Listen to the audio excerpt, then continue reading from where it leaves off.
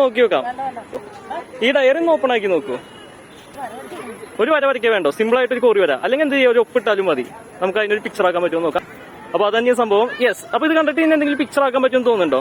Simple ആയിട്ടുള്ള ഒരു ലൈനാണ്. സ്നേക്കിനെ പോലെ ആക്കാൻ പറ്റും. ഓക്കെ, എന്താ മോന്റെ പേര്? എയ്ഡൻ. എന്താ ചെയ്യണേ? പഠിച്ചുകൊണ്ടിരിക്കുകയാണ്. എവിടെ സ്ഥലം? 10ാം ക്ലാസ്സിൽ. എവിടെ സ്ഥലം? ചാലക്കുടി. അപ്പോൾ ഇന്ന് വീക്കെൻഡ് ആയിട്ട് ഇറങ്ങിയതാവും അല്ലേ?